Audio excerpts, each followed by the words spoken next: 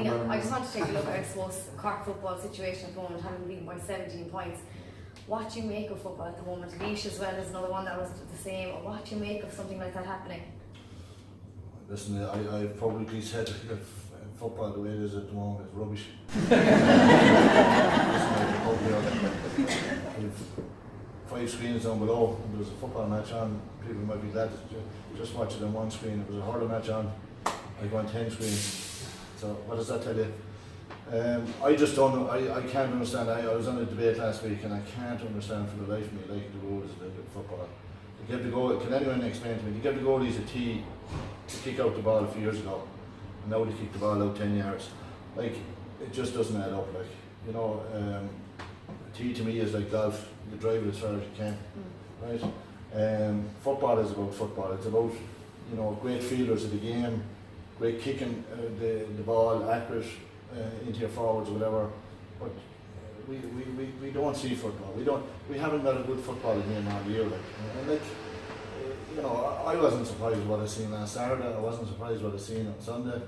I wasn't surprised what I seen up in Ulster, because it's just the same old ding dong all the time. And like, it's a pity because so many counties play football, but we call it football because it's football. We need the ball to be kicked, and we need the goalkeeper to stay in the goal and kick the bloody ball out, not coming up and kicking frees off the ground. Like, I went to Croke Park in the early 70s to see the likes of Tony McTeague. You wouldn't remember, you're too young. David Offaly, kicking frees off the ground. You know, seeing Matt Connor, I played with him, brilliant free taker. Morris Fitzgerald, brilliant free taker. These guys don't come along every day of the week. They're exceptional people. People go along and they go to see Munster playing, they want to see Ron McGarrett kicking frees. They go to New Zealand, say Dan Carter, his eyebrows, because he's able to kick the ball off the ground. What did they do in the GA? They get rid of it. To me, the rules are complete farce. They need to just look at them seriously before football comes back in to be revitalised. It's just not nice to see. I love football, but I wouldn't hardly go down now to see my club playing. It's just so boring, and it's so predictable, and it's just 14 behind the ball, and it's just a basketball playing, hand passing the ball left, right and centre, and then it goes up so far and then it goes back to the goalkeeper again. To me, that's not football. So other than the rules, what do you think is it just the rules that you have an issue with, that you need to be changed? Is there? Yeah, well, like, if you change a few of the rules, people say, what do you do? First of all, the ball has to be kicked out past the 45-yard line. It's quite simple. You need confrontation around the field. Get rid of this bloody black card. It's a complete waste of time. And football is a manly game. It's physical. People want to see confrontation. People don't want to see tussles. And when a free is been taken from the hand, no kicking back. The ball must be moved forward. No passing back to the goalie. And scoreable free is, if it's a scoreable free, is to be kicked from an outfield player from the ground. Even if you introduce those few little rules, what a difference the game would be. Like, it's complete. It's nice to watch the like of Kerry play football and Dublin play football at the moment, because they go forward, they kick the ball, and there's a purpose of it. But the rest of the teams, but I just think the rules, how people are instrumental in destroying Gaelic football, it's terrible. Like, it's terrible to watch. Do you miss managing? I suppose, would you go back the way it is at the moment? No. Clearly. They need you, Larry. It's unreal. Like, I love the game, and you know what I mean. I would have done anything for the game, but I suppose it's very hard to watch now. It's very hard to watch, and like, I'd be very, very critical in relation to it. And I think the game could be and should be an awful lot better than what it is. Like, and like, people would say, of course I feel sorry for the lower counties that would have no chance of winning All-Ireland. But like, everybody knows there should be a second tier competition there. That a B All-Ireland that played the same way day as the All-Ireland football final. What's wrong with playing 3 games today in All-Ireland final, which are minor final, the B All-Ireland final and your main All-Ireland final? And the B All-Ireland final promoted in the same way as the A All-Ireland final, giving them all-stars and the perks at the end of the year the same way as the A players. This is the way to promote the game, not the way it's been done at the moment. Would you agree with Larry? Yeah, I'm sorry for interrupting that. No, I agree 100%. And like, even like, you could have, like, say the the minor final and the under-20 final as it now is on the same day, rather than having 3 games on the same day. But I think the second tier competition, like, because when Wicklow or Longford or any of these teams are coming up in Dublin Championship, they're not going to beat them. Like Dublin, Kerry, Mayo, Tyrone, they're operating at a professional level, pretty much, or near enough, and Galway as well, and a few other teams.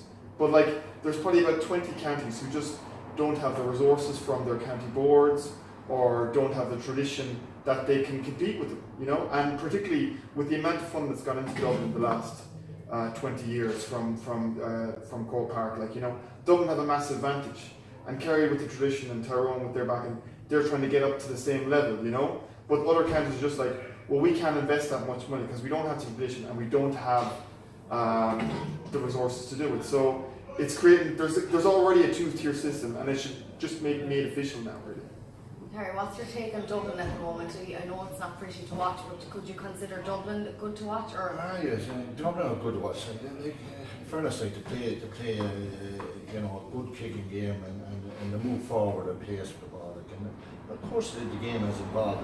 There's no problem. When I played in the day, it's not the case that we don't want the game to improve, but I don't think football is football. And the few points I've made, but there's 2 teams you can watch at the moment, Kerry and Dublin, in relation to playing good, attractive football that you can generally watch. And listen, fair play to Dublin.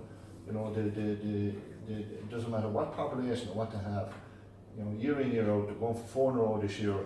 It's not easy to try and be there for so long. So I will tell you the same thing, to keep sustained effort, commitment, sacrifice, and most importantly, the appetite. I know there's revolving players around, but at the same time, it's not easy, and I'm sure it's killing our neighbours down below here, Kerry, and I will be thinking that 4 in a row won't happen. I think that Kerry will take that step this year. really? Yeah. I would have said next year, but not this year. And wouldn't it be ironic for Kerry to stop someone doing 5 in a row? Because someone stopped them, the great athlete team. You see how he is. You cannot. I know. There's one team you cannot say that they're too young, and that's Kerry. They came in 75 with a young team, and they bet Dublin off the field in the All-Ireland final. So I can see a similar situation happening. I just think that the Kerry, I've seen them, I had a lot of them players, I trained UCC 2 years ago in the freshers. I had a lot of those players that are coming after the Kerry team now. A lot of them were there last Saturday, and I just think that Cork will be asleep for a long time because Kerry are going to dominate for a long time. And I just think that they're building a team that's going to run Dublin and we really take them on when it'll come to it. But we're predicting a Dublin Kerry final, and I think that's what's going to happen. We'll have one good game for the year anyway. Do you think Kerry has been tested enough this year so far? Obviously coming out from Munster Championship, not really. Probably not, but listen, it's this way the Super 8s are going to help Kerry. They're going to play Galway and a couple of the other teams that's coming through the qualifiers. I think they're going to just get the adequate test that's going to find out a few little things about them. And I think it'll be just nice preparation when they come along. Because that's a great point, because the last couple of years, Munster has been no testing going forward. No. And then from hearing from the Kerry camp, all people did win a Munster final and they canter, and then their next game in the quarter final could be 8 weeks time. That's right. And they're back trying to do challenge games and kind of, where they're into the Super Race, man. It's going to really suit. Yeah, absolutely. Yeah. Just on that as well, I remember Paul Gavin saying Division 1 of the National League is really competitive, and there's lots of good games. But then he gets the likes of Kerry and Dublin. They go back to the Prince's Championship and they're playing Division 3 and 4 teams, and they're beating them out the gate. So there's a massive drop in intensity from the league to the start of the provincial championship. But this is what I'll put to you. What's the betting that the provincial losers, the 4 provincial losers, won't make the Super 8? Yeah. I'd say it's pretty much odds on.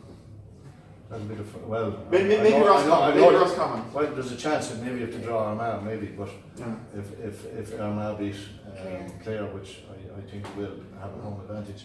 But I know this is the first time in Super 8, but will it be the first time ever that a provincial loser won't make it to the later stages as regards the You know, getting into the Super 8, which is a worse scenario, trying to even get into a semi-final from previous. You know what I mean?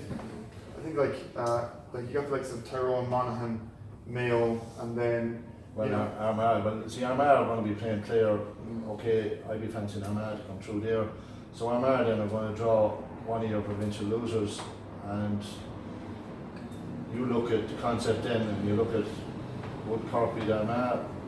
Armagh would probably fancy themselves beating Fermanagh. yeah. Well, Do you know, I know Fermanagh beat them, and they're fancying themselves beating Laois, and Nations, yeah. and maybe Roscommon might be the better chance to might. Yeah. Might. Yeah, I'd say Roscommon of the four are the best chance. But McGeeney's under huge pressure. Like this is a guy like that had a horrible run in the league, and championship has been a disaster over the last few years.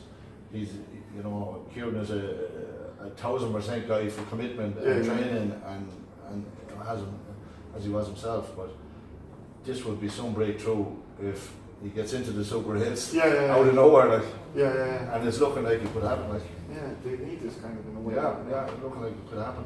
It's something to look forward to, I suppose, and you've heard it here first. Kerry for Sam in 2018, thanks to Lar. Well, that's about time. They won it. It's been a long time since they won it. I'm not against Dublin, don't get me wrong. And come down to, please come down and drink. Please come down and drink. I have the best customers in the world from Dublin. And I love you to bits, but lads, listen, 3 in a row is enough. All right. We'll keep the Kerry this year. Our near neighbours, we won't mind us to see them winning. Exactly.